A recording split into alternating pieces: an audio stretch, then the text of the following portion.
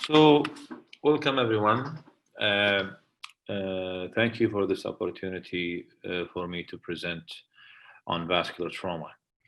My name is Ahmad Ameer. I'm a vascular and endovascular surgeon. I work in Adan Hospital, and I am currently the head of unit in Jabir Hospital. When I asked to give a talk about vascular trauma, initially I was asked to give a talk on neck trauma, but I thought uh, I want to give you an overall view of how do we deal with vascular injuries. I don't want to give you a typical talk about how did all this start, how Alexei Carrel fashioned his anastomotic repair or arterial repair in the early 1900s, where he won a Nobel Prize. Um, Also, I don't want to quote the World War One and Two experience where we learned a lot about vascular trauma.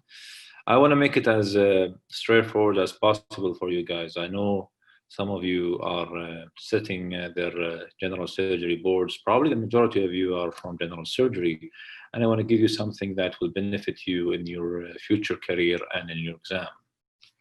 So this will be the whole idea of my lecture to transfer the vascular thinking for you and help you decide when you see such cases. I have no disclosures. So this is the overview of my lecture. We're going to talk a little bit about the mechanism of injury, and then we're going to talk about how do we evaluate vascular patients. Obviously, check the pulse, treatment for those patients, and then we're going to transfer to the zone-specific approach from the neck to the extremities. So mechanism of injury. So we have three mechanisms of injuries we encounter. So penetrated trauma, where you have a stab or a puncture into a blood vessel. This type of injury does not transfer any kinetic or thermal injury to the arterial wall. Where we have the other type, which is the missiles or projectiles, where you have combination of stab and thermal and kinetic injury. This usually results in lacerations, thrombosis, dissections, multiple perforations, transections, also embolization. Some small sharpness can embolize as well, although it's rare, but it can happen. Blunt trauma is a classic, what we deal with in the trauma bay, fall from height, MVC. A blast can combine both blunt, penetrating, and also thermal injuries. So it's more complex type of mechanism. And this is more aggressive and it can lead to rupture, avulsions, contusions, etc. Iatrogenic type, what you see in your hospitals, where you have a catheter going into the carotid, pulled out 2 last month, central lines, probes, laparoscopic probes from our gynae colleagues. It's just a joke. I don't mean anything by this. So when we start treating vascular trauma cases, we follow the ATLS protocol like any other trauma case. So we go A, B, C, D, and E. We check the airway, check the breathing, secure the airway, make sure that we stop any obvious bleeding by applying a tourniquet or manual compression, do our fast, check the pericardial window, do our chest x-rays, put our lines, IV, wide bore IV cannulas, cordis if needed, wrap the pelvis. All those things are part of vascular trauma. Expose the patient, see where is the site of injury, the penetration, where is the trauma exactly, if there's an entry wound, if there's an extra wound, if there's a gunshot, what type of gun was it. This is what we do on routine basis in the trauma bay. And I'm sure you guys by now, if you're in R3 or to R5, you know all this very well. And so I'm not going to spend much time talking about how to do an ATLS assessment. But I want to emphasize on a few things.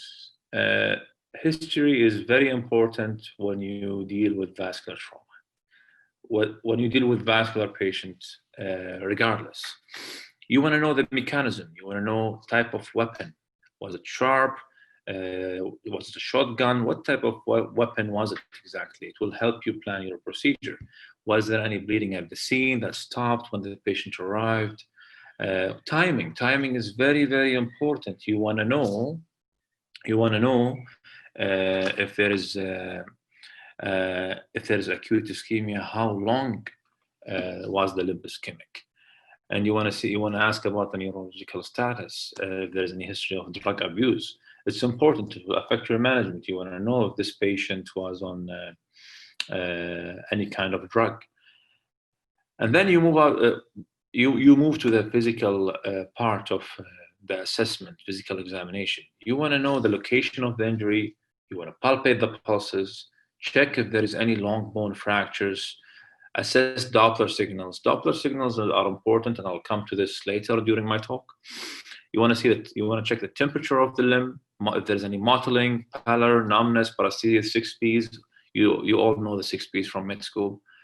If there is reduced motor function, you want to assess for hard and soft signs, vascular hard and soft signs.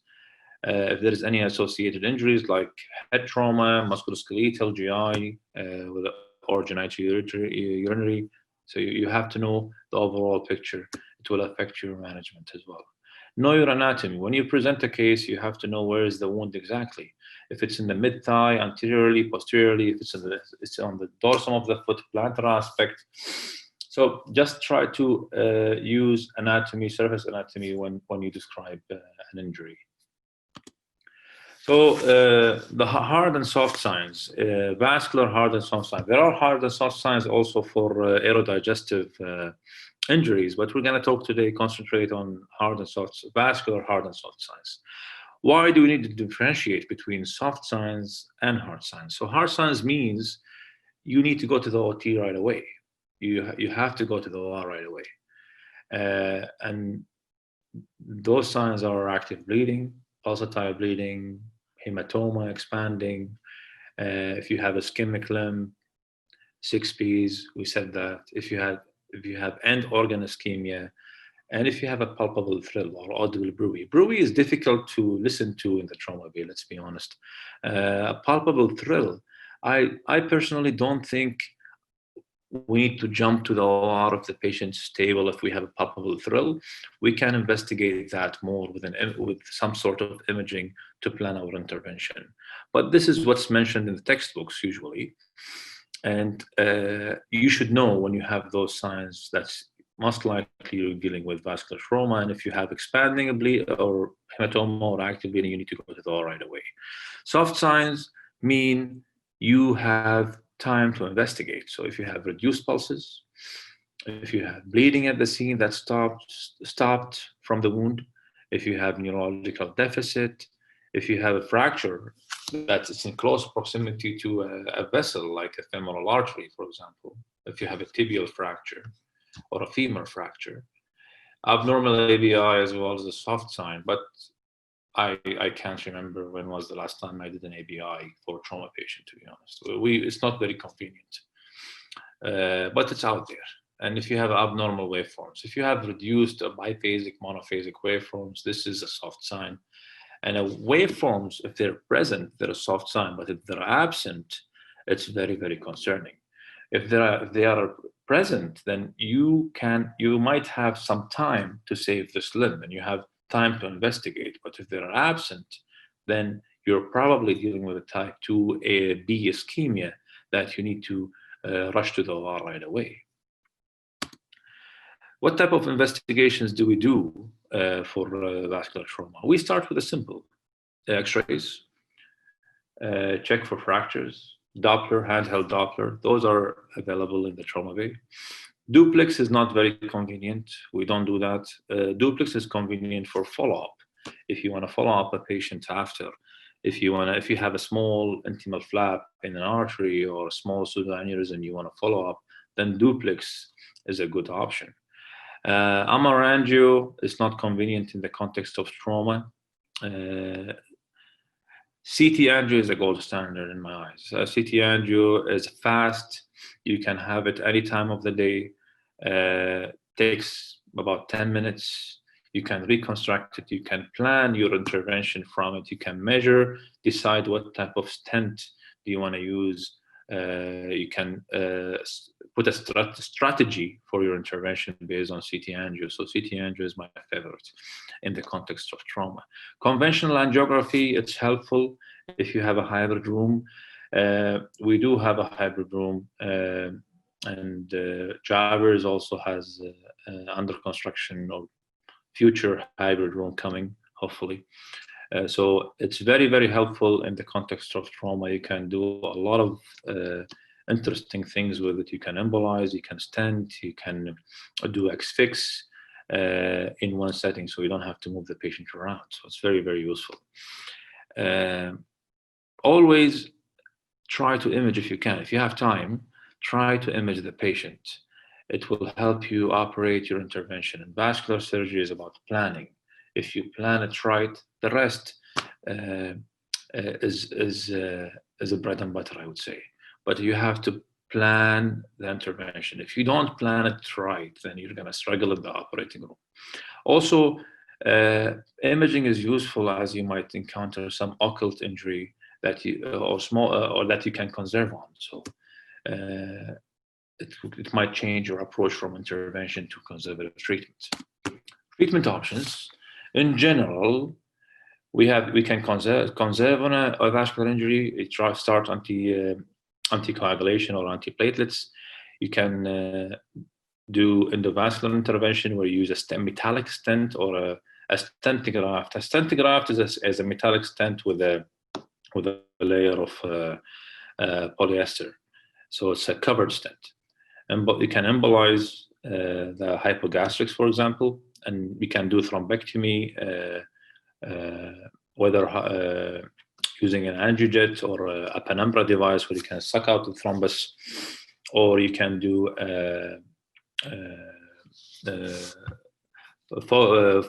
over-the-wire Fogarty as well, and direct your Fogarty catheter to go into the vessel you need. So it's very helpful. In open repair, it's the usual classic vascular surgery: primary repair, patch, vein, bovine patch, a bypass using a vein or prosthetic, or anatomical or extra-anatomical bypass. In trauma, try to use vein if you can, autogenous tissue, to avoid any infection, because when infection happens, it's very difficult to treat.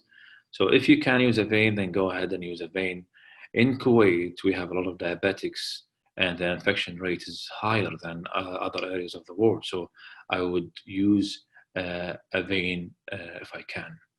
If the patient is hemodynamically unstable and you need to get out fast, if the patient is acidotic, if the patient is hypothermic and oozing from everywhere, don't waste time repairing an injury. Just shunt the patient, save his life, get him to ICU, pack him, and get him ready to fight another day. Come back and repair your artery or vein. Always remember to do 4-compartment fasciotomy. We're going to talk about this in our lecture. And also, if you need, you can do X-fix. Hybrid, we're going to talk about that as well. You can do balloon tamponade plus surgical repair, and you can do a hybrid approach where you can stent and do a bypass. So our first MCQ of the day: a 70-year-old male admitted for elective AAA repair in the preparation for surgery, open AAA repair. Anesthesia placed a 7 French central line in the neck. And they encountered pulsatile blood flow with pulsatile waveforms. What's the best management? A, pull out the catheter, apply manual pressure for 15 minutes. If no bleeding or hematoma, proceed with the case. Pull out the catheter, apply pressure, and cancel the case. C, leave the catheter in, wake up the patient, assess the neurological status, plan the next step. D, explore the carotid artery, remove the catheter and repair the hole, proceed with the case. Okay, so that's a good start. So the voting is done, right? Okay. So the correct answer is C. You leave the catheter in. This is the safest answer. Wake up the patient, assess the neurological status, and plan next step. I saw a lot of you guys voted for A, and let me explain to you why A is not the correct answer. If you have a line in the neck, you can have the entry area at zone 2, but you can have the skin entry area at zone 2, but you can traverse zone 2 into zone 1 or into the chest. And I've seen 2 cases last month like that. So if I pull the catheter and apply pressure up here, I'm definitely gonna bleed in the chest. So it's very useful, it's very helpful to plan to see where the puncture exactly is. You might have a deep puncture. So A is definitely not the right answer. I hope you don't do this in the future. Don't pull out the catheter. You need to image this patient to know exactly where the catheter is. So wake the patient up. You need to assess the neurological status. You never know what's happening. You might embolize to the brain and have a stroke. So you need to assess the neurological status, consent, and come back and do the exposure. Okay, so you might end up doing an endovascular intervention in the chest where avoid a cut down, or to avoid a cut down. So you have to know where exactly you're going. So C is the correct answer. Another question. 25-year-old male, a gunshot wound to the left neck, hemodynamically stable. In the OR, you encounter transection of the ICA with 2 centimeter defect. What's the best management? A, ligation. B, primary repair. C, repair with PTFE. D, repair with saphenous vein graft. So I see a debate between primary repair and repair with saphenous vein. Both answers, I think, can work if you can mobilize. If you don't have tension on your repair, and if there's redundancy in the ICA, you can, if you can attach the ICA together, you can do primary repair. But if you don't have enough length, then the best answer is repair with saphenous vein. So always remember to prepare the thigh. If you go to neck trauma, if you go to chest trauma, always remember to prepare the thigh just in case you need a segment of vein. Okay. Look at this article from our colleagues in Hotel de Montreal, our dear friend David Bracco. They came up with a nice case series and review, and they proposed an algorithm to treat central lines in the vessels, in the arteries. So the central venous catheter insertion into the neck vessels, basically. Just look it up. It's a good article to review. So neck zones. We have 3 zones. I'm sure you're all familiar with the zones. Zone 1 from the thoracic inlet to the cricoid cartilage. Zone 2 from the cricoid cartilage to the angle of the mandible. Zone 3 is from the angle of the mandible to the base of skull. And I think personally, zone 3 is the most difficult to access. If you have a high ICA, you need to subluxate the mandible and transect the posterior belly of the digastric to get there. It takes time. You might need an ENT surgeon with you to do that. So it's difficult in the context of trauma. Zone 2 is the easiest to explore. Zone 1 is technically not difficult to explore, but it's morbid. So you might end up doing a sternotomy, supraclavicular incision, a trapdoor incision. So try to avoid exploring zone 1 and zone 2 if you can, and do it endo. Plan it right first. Zone 2, you can explore. So zone 1, proximal control is obtained in the chest. Zone 3, distal control is difficult to obtain, as I said. Zone 2 is the most commonly injured and easiest to access. Remember always, injury can traverse different zones in the neck, so be aware of that. Don't jump into conclusions and try to explore and you find yourself into the chest. So if you have time to plan it right first. I'm not a fan of exploring any platysmal penetration wound in the neck. No, we do selective exploration. If there are no hard signs of vascular or tracheobronchial injury. there is high rate of false negative, so false positive, I mean. So we do selective exploration. If there is a carotid dissection and the neurological status of the patient is not worsening, then we do antiplatelet therapy or anticoagulation. So there is no randomized controlled trial to combine both to tell us which approach is better. But if you have a trauma patient with multiple injuries, I recommend antiplatelet therapy. Avoid anticoagulation. It will reduce your risk of bleeding. If the patient has evolving, worsening neurological symptoms, then you have to treat this dissection. Small carotid pseudoaneurysms you can follow. Large pseudoaneurysms you should treat. They have high stroke rate and mortality rate. So the best method of investigation, again, is a CT angio. Always remember to image the circle of Willis. Why we need to image the circle of Willis? And why should we care about it? It's in the brain. You have to know. You have to know if there is anything going on in the circle of Willis. You want to know if it's complete. You want to know if the vertebrals are patent, if you have a left dominant vertebral, right dominant vertebral, if you have an aberrant vertebral going into the pica, you have to know that. So especially in endovascular surgery, if you want to intervene and cover the subclavian, you want to know if the left vertebral is the dominant one and where is it going exactly. So image the circle of Willis if you decide to image the neck. Zone 1 and Zone 2 are difficult to assess clinically. So if you have high suspicion of injury, just image the patient. And remember, again, do selective Zone 2 exposure. If you don't have hard signs, it's worth investigation of the patient, doing a CT angio, bronchoscopy, gastroscopy, rule out any tracheoesophageal injury. In terms of management, we try to reserve endovascular intervention to Zone 1 and 3. Open intervention is preferable for Zone 2 to check for combined injuries and other structures. Always prepare the thighs if you need a segment of vein. Remember the first rule of vascular surgery, proximal and distal control. How to access the different zones. So one might ask, how can I access Zone 1? So a lot of residents have those questions in mind because they haven't seen it. So Zone 1, you can access the arteries via sternotomy.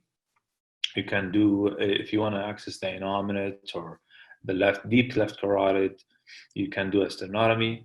You can do a supraclavicular incision. If you want to access the subclavian, you can do a high anterior lateral thoracotomy, trapdoor, or posterior lateral thoracotomy. So as I said, it's morbid. If you want to do it, you're going to take time. If you haven't done it before, I don't recommend you do it. You need someone with you. But if you can avoid this and do endovascular intervention, it's best. Zone 3, if you cannot control the artery, then try to put a Fogarty balloon in the artery and inflate the Fogarty balloon for distal control.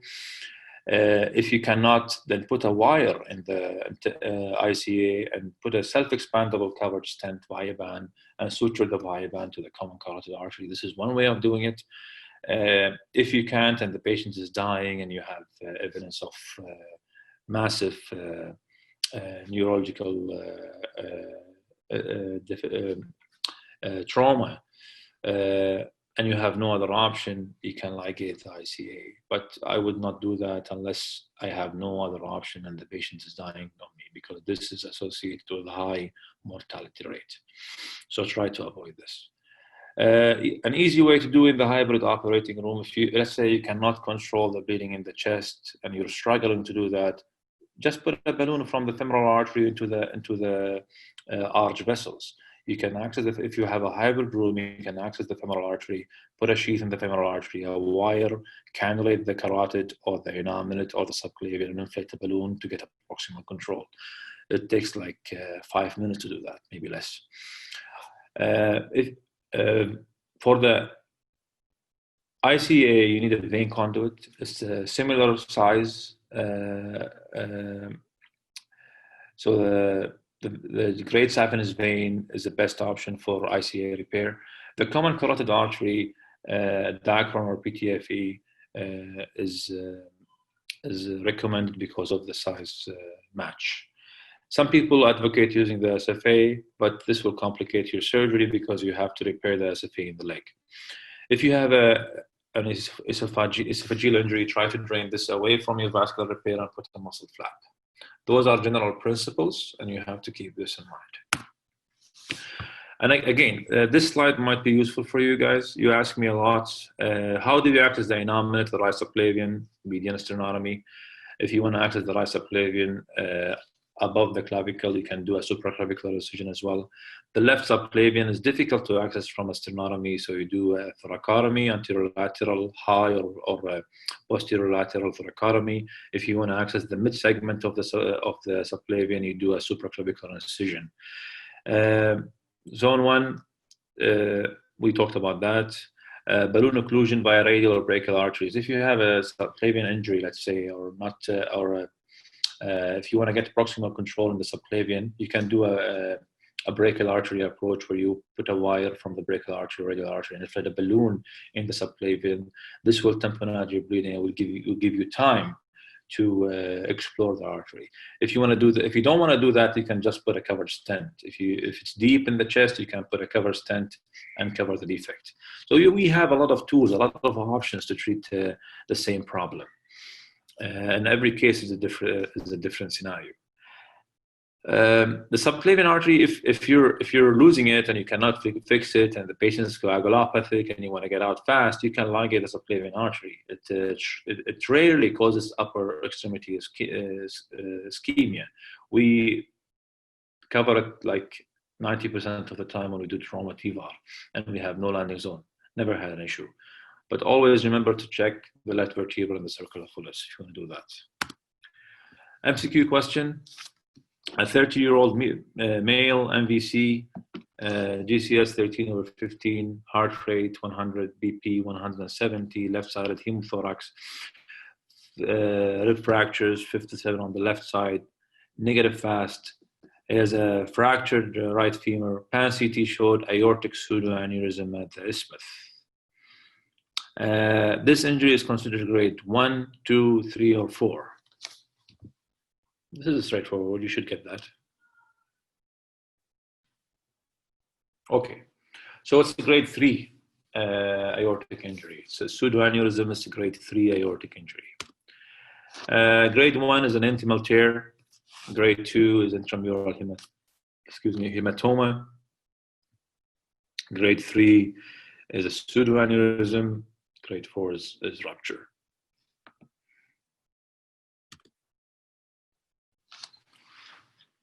Another question. Before you put the poll up, I would like to explain a few things in this question. 21-year-old male presented after a high-speed MVC, a GCS 16/15 intubated CTA showed innominate artery pseudoaneurysm at the origin. Okay, descending aortic pseudoaneurysm. What's the best management option? This is one of our patients that we did recently. A median sternotomy, aortic artery branching followed by TVAR, innominate artery stenting followed by TVAR, medial sternotomy, innominate artery repair followed by TVAR, TVAR followed by medial sternotomy and innominate artery repair. Just to emphasize, you have an injury at the origin of the innominate artery, and you have a descending aortic pseudoaneurysm, and there is good landing zone between the pseudoaneurysm and the left subclavian, as you can see in the image. You can go ahead and put the poll up.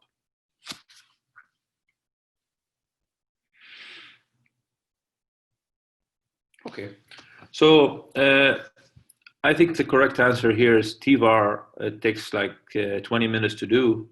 You have a good landing zone followed by a sternotomy to repair the innominate artery.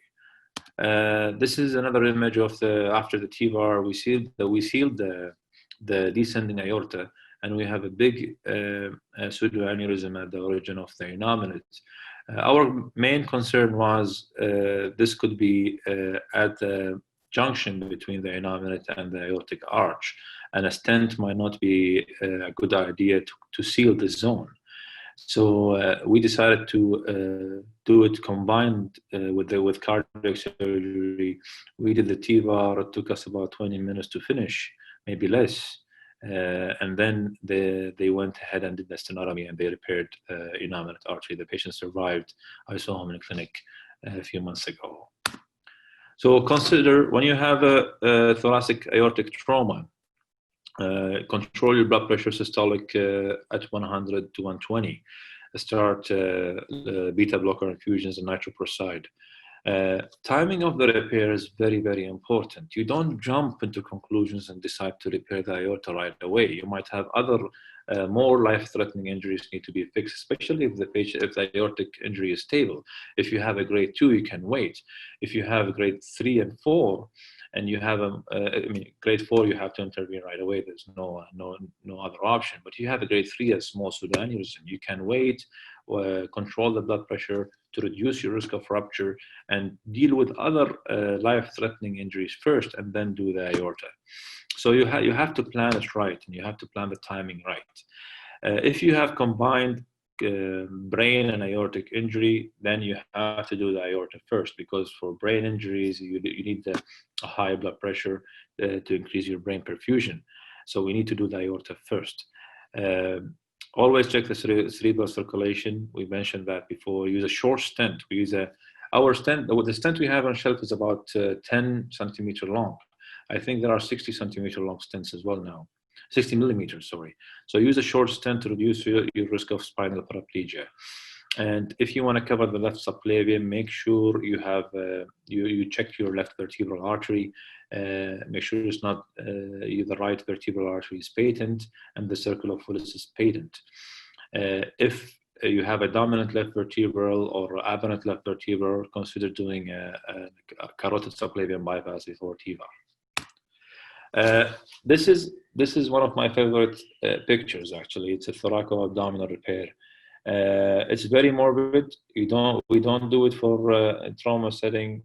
Only if the patient is in shock and we cannot get him to the CT scanner. And I encountered this once since I came back to Kuwait. I had a 21-year-old with 2 liters of blood coming from the chest tube. With unrecordable blood pressure. We had to rush him to the OR right away. We were able to clamp the descending aorta. There was about 80% defect in the descending aorta, but we couldn't bring him back. This operation is morbid. If you don't have a landing zone, if your patient is not crashing on you, then this is your option, but your mortality rate is high. So the TVAR is the standard of care, although there's no randomized controlled trial, but it's just there are a lot of evidence in the literature to support this as standard of care to treat this type of injury. If you have no landing zone, you can do a subclavian laser fenestration or cover the subclavian or do a carotid subclavian bypass and then do a TVAR or extraanatomical bypass or debranching. Open thoracoabdominal repair is complex. You need to do a left heart bypass, like in this picture. There is a bypass from the inferior pulmonary vein to the descending aorta to perfuse the distal aorta. If you cannot do that, you can do a partial cardiopulmonary bypass or complete cardiopulmonary bypass if you cannot get a clamp on the aorta. As I said, it's complex. You need to anticoagulate the patient. If you're doing complete cardiopulmonary bypass, you're aiming for a ACT above 400. You're going to bleed, definitely, if you have another injuries. So try to avoid that. ED thoracotomy, when I was a resident, was one of my favorite topics because we get to open the chest. Now, as I've seen more cases, I think saving ED thoracotomy to those guys who come in with penetrating thoracic trauma with signs of life, with or without a pulse at the trauma bay. Those patients who benefit most from ED thoracotomy, if they lose their vitals in the trauma bay or they have signs of life like PEA or reflexes, pupillary reflexes, corneal reflexes, or GCS more than 3, yes, go ahead and do the ED thoracotomy. Those patients will benefit the most. If you have a patient with penetrating thoracic trauma, lost vitals on the way to the hospital, yes, this patient deserves to have his chance and do the ED thoracotomy.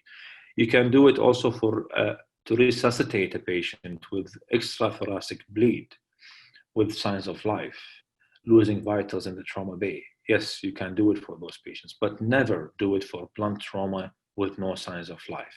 Don't do it. A blunt trauma in general with no signs of life, poor outcome. If they lose their vitals, blunt trauma, losing vitals in the trauma bay, if you want to do resuscitative thoracotomy, it's also, I mean, the outcome is not great. So generally speaking, the strongest recommendation is to do it for penetrating thoracic trauma. Nowadays, our colleagues in trauma surgery trying to replace opening the chest for blunt trauma with the Reboa balloon. I haven't used the Reboa balloon in the trauma setting myself, but I do it for ruptured AAAs in the cath lab. So we have experience on us. We can control bleeding with balloons, but in the context of the trauma, I haven't used it. It's good to look at the Eastern Association guidelines, EAST guidelines, if you want to know more about thoracotomy, blunt aortic trauma. They have nice summary and recommendations. Chest exposures, you guys ask a lot about that. If you want to get the left carotid, left subclavian, descending aorta, pulmonary hilum, and the heart, posterior lateral thoracotomy is the way to go. If you want to get the heart, the ascending aorta, the arch, innominate arteriogen, and branches, the left carotid as well, you can get it from a median sternotomy. I mean, there are a lot of exam questions on what's the favorite approach. So memorize that, might help you answer your exam questions. The anterior lateral thoracotomy, do it through the fourth intercostal space. We do it in ER to control the bleed or resuscitate the patient. Other incisions like clamshell, trapdoor, supraclavicular, clavicular resection, rarely we do them, but know them just in case you need to do them in your practice. This is a clamshell. It's a very morbid incision, but a great exposure.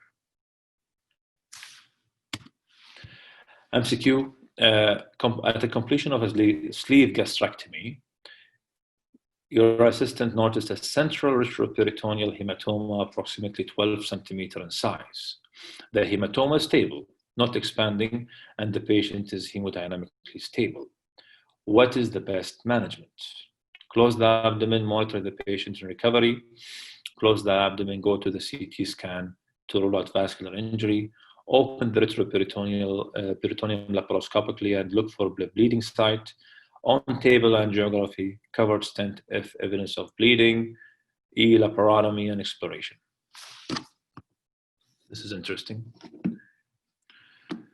Okay, so never close the abdomen. This is something you don't need to do. You have a central hematoma, zone 1 hematoma. You had probes put in.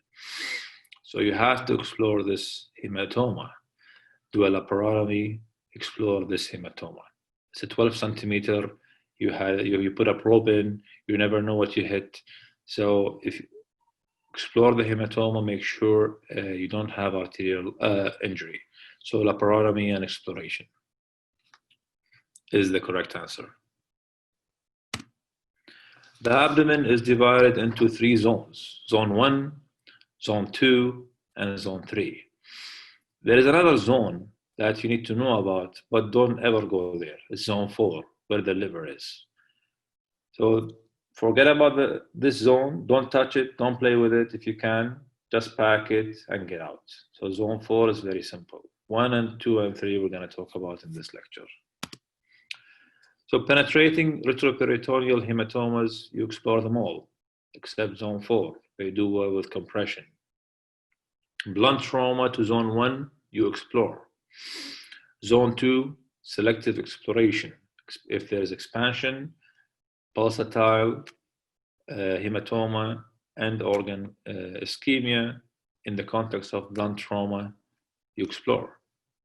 Zone 3, you pack it in the context of blunt trauma, especially if you have evidence of pelvis fractures. If you open zone 3 in the context of pelvic fractures, you're going to bleed a lot. So pack it and take the patient to angio. Now there's a debate in the between vascular surgeons if you don't feel a pulse in the retroperitoneum in zone 3. Do you open it right away or just try to do an extra anatomical bypass? Now, some textbooks recommend exploring the retroperitoneum and trying to repair the vessel. Well, it depends on the scenario. If you have significant retroperitoneal bleeding and you cannot feel the pulse or there is a pulseless limb, don't dive into the retroperitoneum. Just do an extra anatomical bypass and get out and pack the retroperitoneum. So I will leave this. Every surgeon has his own way of doing this, and my preference is to stay away from zone 3. If you have an unexplored hematoma, get a CT scan to make sure that you're not missing anything. If you have a hybrid room, it's heaven. You can do embolization, you can do stent grafts, you can do a balloon aortic tamponade, proximal control, you can do X-fix, you can do everything. So this is what we should aim for. So this is the way to go. In terms of control and exposure, in general surgery, you have to know how to control or slow down a bleeding. First thing you need to do is put manual pressure on the supraceliac aorta or the infrarenal aorta.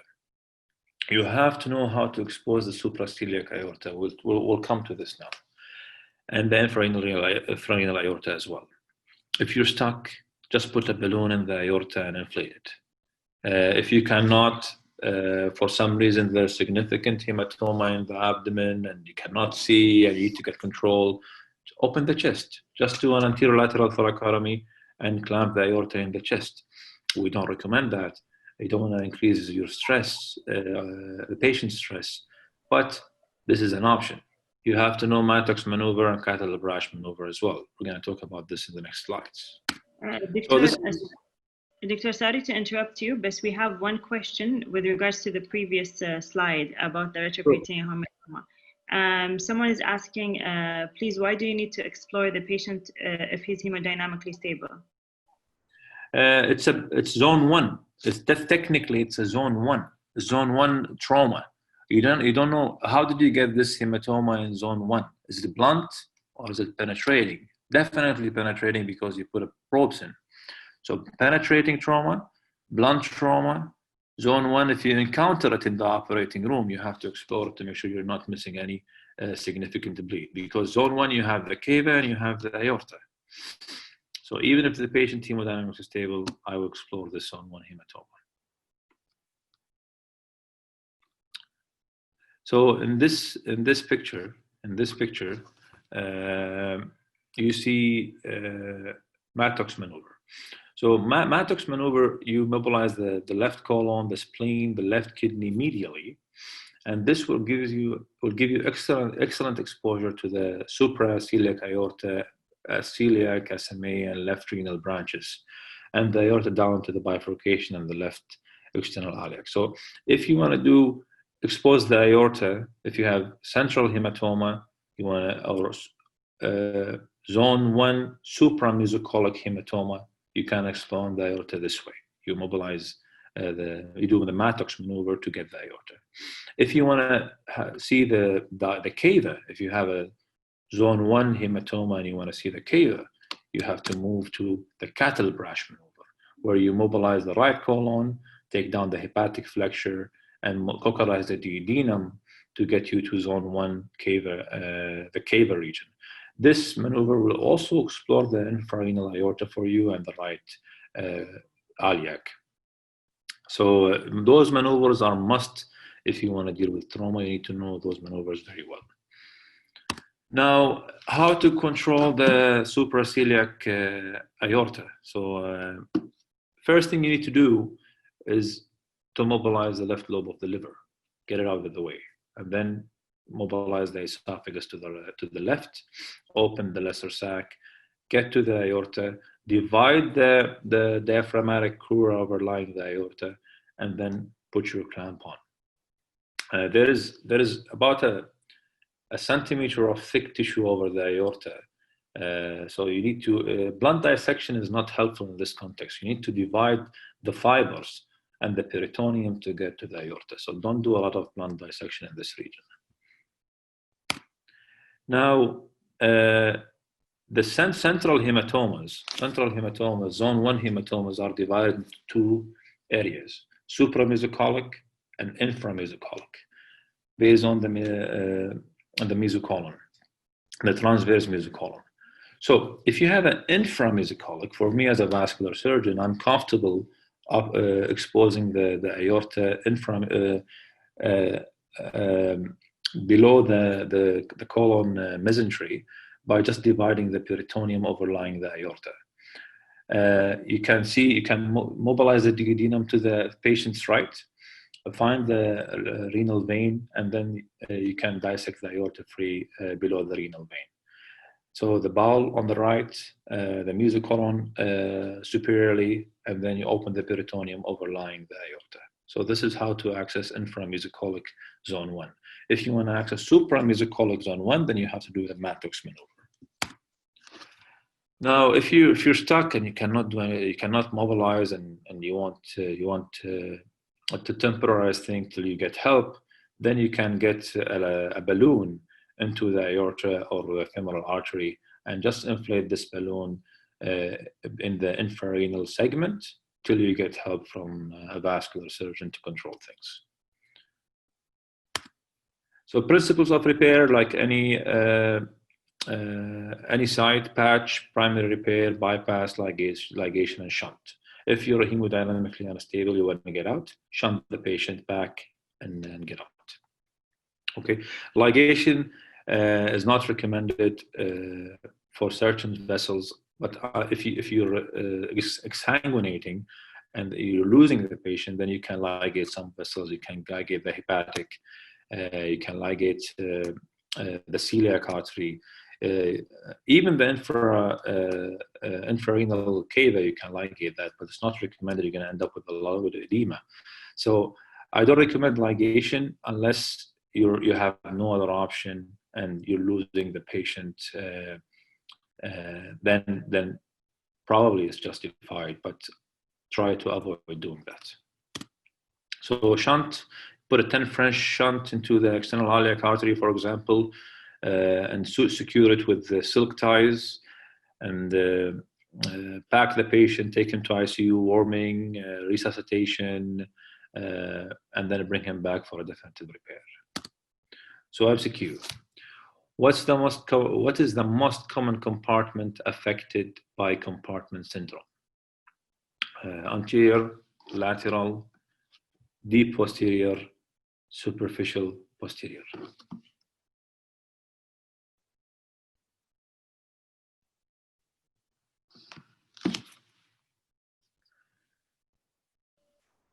Dr. Ahmed, we have another question. Sure. Do you want to answer it now, or do you want to wait towards the end? No, I can answer it now. I think I have like 3 or 4 slides left. Almost no done. problem. Okay, so someone's asking, how long will it take to do this mobilization as Mattox maneuver? 2 minutes, maybe. It's very easy to do Mattox. You just need to get in the right plane. It's not, I mean, if you want to mobilize the left colon, the spleen, the kidney, you just get into the right plane, it's a bloodless plane. So it's a bloodless plane. You can do a blunt dissection by hand. It's not very difficult. It doesn't take a lot of time to do that. So the right answer is anterior, guys. The most common compartment affected by compartment syndrome is the anterior leg compartment. Okay, I should have mentioned I'm talking about the leg. Yeah, it's the anterior compartment. And the anterior compartment contains a deep peroneal nerve. That's why they end up with the foot drop if you don't treat them. So the extremities, our last part of our lecture today. It's the most common vascular injury we encounter in Kuwait. Soft signs and hard signs are important. We talked about that already. So hard signs: no pulse, throat, expanding hematoma, pulsatile bleeding. Soft signs: if you have reduced or diminished pulses, history of significant hemorrhage, neurological deficit, or your injury is proximal to a major vessel. Soft sign, remember image if you can. Hard sign, you have to go to the operating room. So the goal when you manage extremities is to save lives and reestablish the circulation at the smallest cost on the patient. If you have non-flow limiting intimal flap on your image, on your CT, or asymptomatic AV fistula, you can just observe that. You don't need to intervene on this. If you have a large pseudoaneurysm, you have to intervene on this. Some recommend also, if you have a small pseudoaneurysm, you can follow, but it's difficult to follow patients here in Kuwait. Sometimes they don't show up for follow-up. So I explain to the patients, and I prefer personally to repair any pseudoaneurysm I encounter for this particular reason. So the principles we talked about: proximal and distal control, primary repair, patch, bypass. Take a vein, but from the contralateral leg, because you never know what happened to the vein on this leg. So you want to make sure you take a vein from the non-affected leg. Too unstable, it's very simple. You shunt. If you have if the leg is too unstable and you have prolonged ischemia time and you have significant fractures, shunt the patient, let the orthopedic guy stabilize the leg with X-fix, and then you do your bypass. If the leg is stable and you have time, you can let the ortho guys work first, and then you can do your bypass after. So it's a multidisciplinary approach for orthovascular injuries.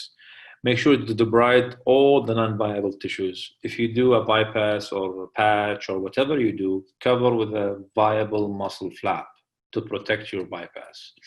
And remember to do your fasciotomies at the end of the surgery to avoid compartment syndrome. If you have prolonged ischemia time or significant trauma, just remember to do your fasciotomies. Those are two videos I put on just to show you that we have tools we can play with. We can avoid major surgery with those tools. This is a ruptured external iliac. It's one of my cases. And this is after. We put covered stents and the bleeding stopped.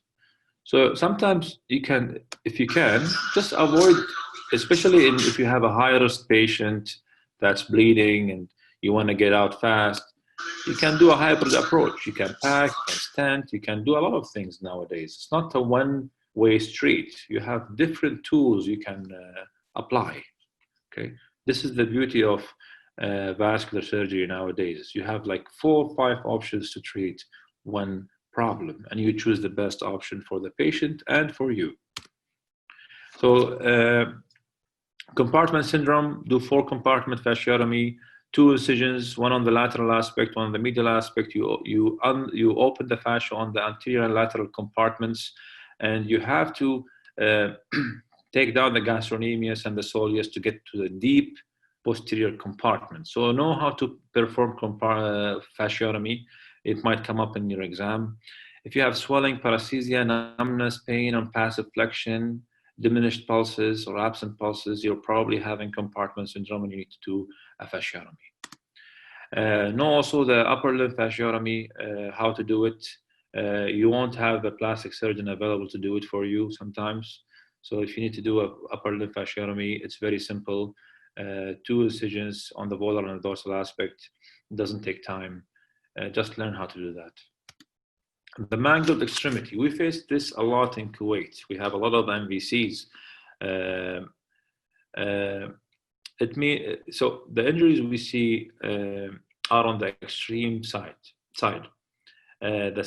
And salvaging those limbs are questionable. So we face difficulty sometimes salvaging those limbs. We have high energy trauma cases. We have different components: vascular injury, nerve injury, soft tissue loss, massive soft tissue loss, muscle and skin, and we have sometimes bone loss and significant fractures, shattered limbs, and it's not usually a clear-cut scenario. You have a limb that's mush, and you need to try to salvage that. It's not always possible. You can follow whatever score you want. You can follow the Mangled Extremity score, severity score. You can check this up. A score of 7 or higher correlates well with the primary amputation. But none of those scores are accurate to estimate post-op function. So it comes at the end of the day to the amount of tissue loss, bone loss, and tissue destruction to decide whether to salvage a limb or amputate. You cannot take this decision alone.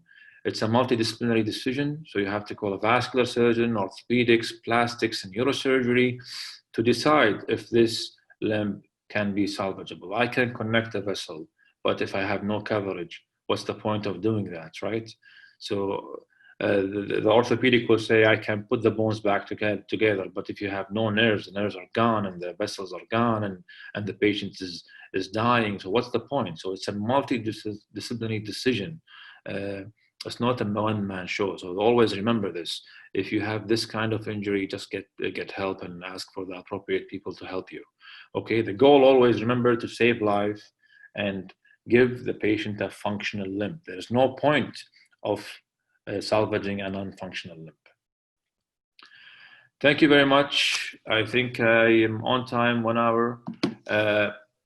Time for questions, if you have any questions. I tried my best to cover, to give you an overview of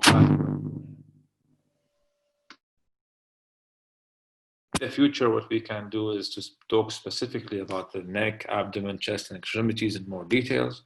But this is an overview of how do we deal with vascular injuries. Any questions?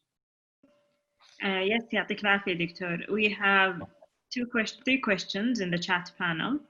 So Dr. Rashid is asking, in case of aortofemoral and femoral popliteal arteriovenous bypass, do you contrast proximal anastomosis of the vein with the graft or with the femoral artery?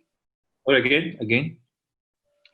He says, in case of aortofemoral and femoral popliteal arteriovenous bypass, do you construct the proximal anastomosis of the vein with the graft or with femoral artery?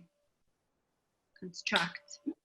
I don't understand the question really. I mean, if you mean you want to do do you want to do an aorto bifem bypass or do a fem pop bypass? So we'll wait. Maybe he will answer our question in the chat panel. There's another question by Dr. Fad Saleh, على ما Dr. Rashid يرد علينا. It says, in the context of an expiratory laparotomy with a zone 1 vascular injury and significant bleeding, if you decide to gain temporary control using an endovascular balloon, do you gain vascular access from the groins or cannulate the iliacs, which are visible and accessible in your laparotomy? Whatever you want, you can do both. You can get the groin percutaneously, and you can, if the iliac is in front of you, you can access the iliac. So whatever you're comfortable with, as long as you get a balloon into the aorta. If you're not comfortable exposing iliacs, just puncture the femoral artery.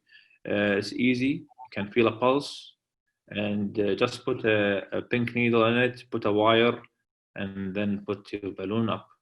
You can use a coda balloon or a reliant balloon to tamponade.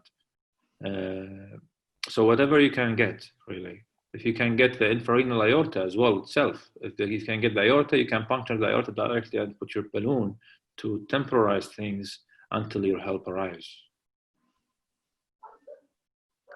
All right.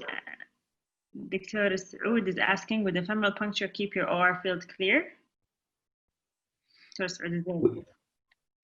We always, when we operate on vascular trauma, we always have the thigh prepped. So if we can get your femoral access very easy, and it's going to be sterile.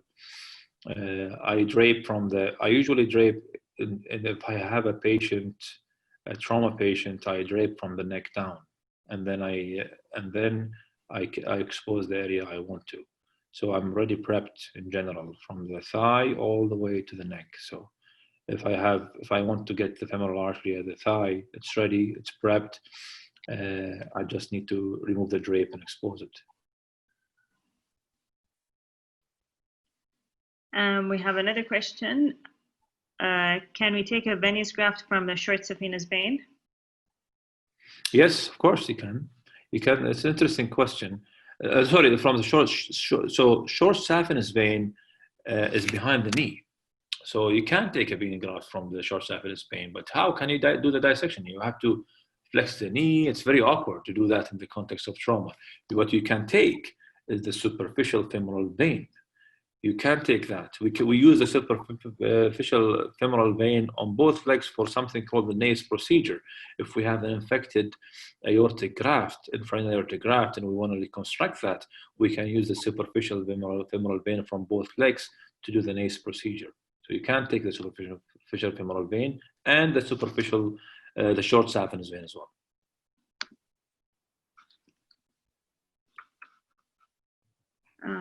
So does anyone have any more questions? I think they're all done with questions. Thank you, Dr. Ahmed. This was a great lecture. Thank you very much. Thank you. And, okay, so we have one more question. When is it ideal to take the saphenous vein shaft? The saphenous vein shaft? Yes. When is it ideal to take it? So the saphenous vein, the great saphenous vein is we can use it in a lot of ways. You can use it for a fem distal bypass. You can use it to reconstruct your ICA. You can use it to do it as a patch as well. So you can do a lot of things with it. I think you can, whenever you're in doubt and you want to fix something in a contaminated field, the great saphenous vein might be of a good help. Another question, it says, is it possible to use dilated great saphenous vein? So dilated in terms of varicose veins, like I wouldn't use it if it's damaged and dilated, to be honest. If it's in the context of varicose veins, it's not. No, I will not use it. It has to be a healthy, good 3 millimeter diameter, 2.5 to 3 millimeter diameter great saphenous vein. If it's dilated, no, I wouldn't use it. So Dr. Fahad Dosari is asking, in case of oncovascular surgery, do we use the same procedures? From what, sorry? In case of in case of oncovascular surgeries, do we use the same procedures? Okay, so this is interesting. Oncovascular surgery. So if you want to reconstruct, for example, leiomyosarcoma of the IVC, you can reconstruct the IVC with PTFE, with large PTFE. If you want to resect part of the portal vein in a Whipple, you can patch the portal vein as well. It's the same principle, but you need to have a good plan. You cannot do this operation as a vascular surgeon alone. It has to be combined with an oncosurgeon or a hepatobiliary surgeon. If you want to do a reconstruction of the portal vein, reconstruction of the IVC, you can do it also with urology if it's needed. So it's a combined approach usually. We do it together. My part as a vascular surgeon will be the reconstruction. His part will be, the oncosurgeon will be the excision of the tumor. Thank you again, Dr. Ahmed. It was an amazing lecture, very informative. And inshallah, next session on Wednesday will be about burns by Dr. Munira bin Nakhri. So we're looking forward to everyone and to join us. And thank you. I would like to thank all 203 attendees for joining us today. It's been a pleasure. ويعطيك العافية دكتور أحمد. Thank The you. next lecture is about burns on Wednesday. Okay. All right. Thank you very much. Thank I have you. to go have coffee now. Bye. Yeah. Bye-bye.